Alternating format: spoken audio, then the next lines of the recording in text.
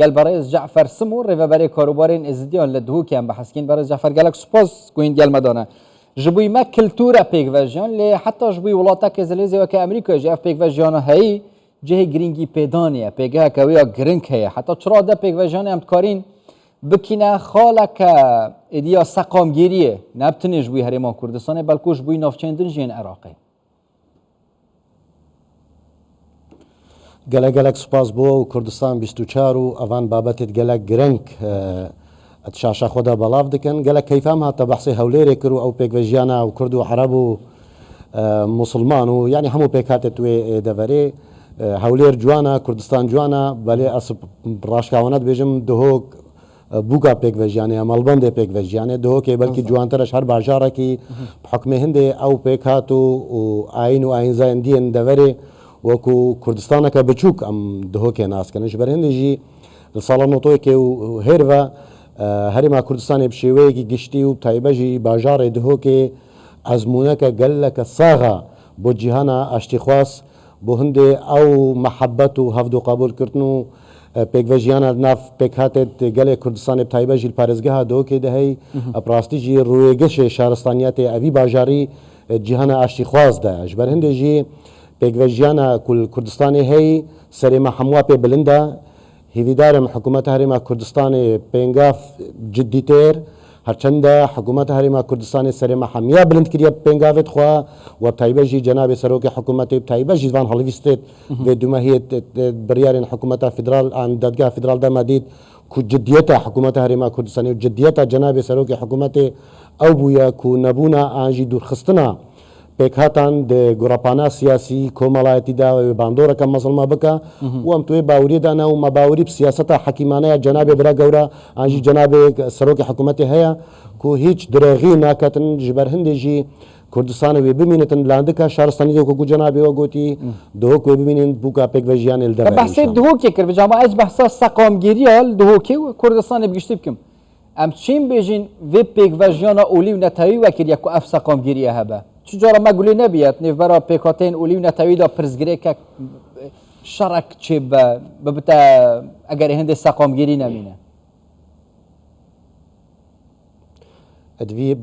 بياويدا براستيجي رول ما مستايت عيني بتايبجي البارزگاه دو كي ام بلند نرخينن حمي جاراجي بالت بيك وجياني بوينا ما مستايت عيني بحمو بيكاتت خوفا ين ازديا ين مسيحيان ين براين بسلمان و نمونه هر برچاو و ساغجی کو داوی جینوساید بسره ما ازدیان هاتی کو ازدی توشی مزنترین جینوساید سردم خوبون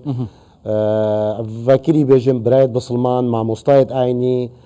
برایت مید مسیحی درگهن مزگفتن خوا مالن خوا همو شوینک بما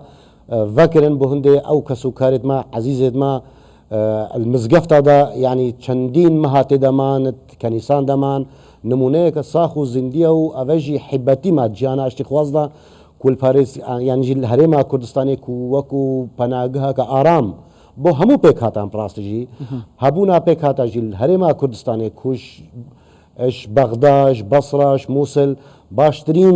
باشترین دلیلا کو اول الهرما کردستانی هی نمونه که ساغا وامت وی باوریه دانا يعني كو افي بيك وجياني وكريا كو جواكا ناف دولتي فوكسا كتايبت باختصار هرما كردستاني وام تريكا شاشا ورا دنگي خود جهينا جواكا ناف دولتي جي يو ان اي ولاتين زلهيس حمي جاراجي كردستاني وكو نمونه كساخ بين زمان جواكا ناف دولتي دا كو براستيجي هبونا بيكاتان الكردستاني هموجي هستب آزاديت كان هموجي هستب هبونا اخوت كان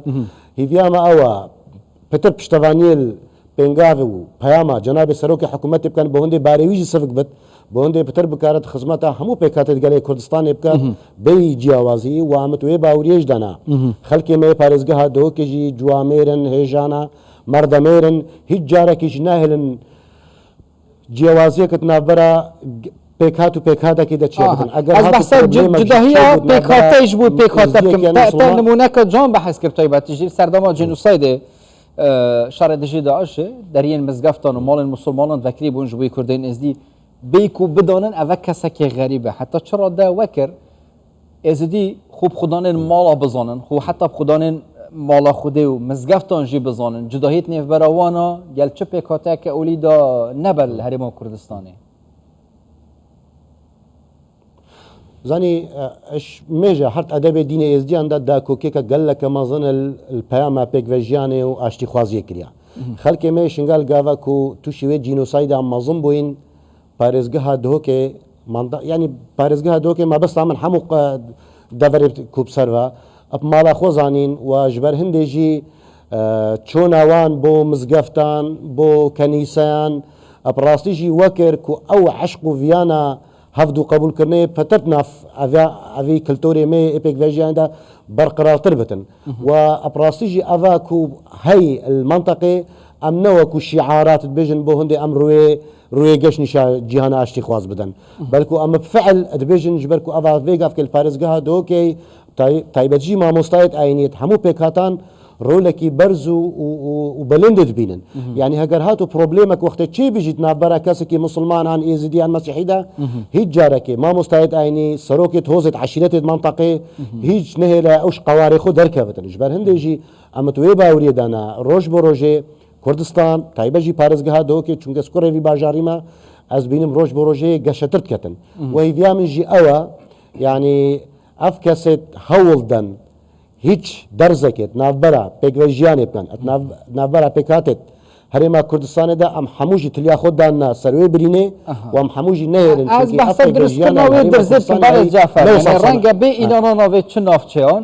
لگروپین چکداری رنگ هبن سر لانه که دیار کریه درفه و هول دابن اونو کجی هولدن نخوشیت نفبرا کرد یعنی جی مبستا من مسلمان و ازیدیان چه کنن هندک نافچان پرزگریک ناف وینا دا چه بن او تش سرکفتنین هاتینا تومار کرن بین اجبیر کرن ازدی چوا کار سرویه کت کن اوا هی نه تجبیر کرن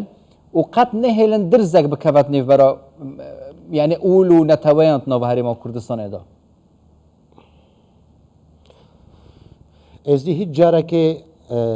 اوی کانیا آفجه بخوارین کلتوری مدا برا نهاوین اوی کانیه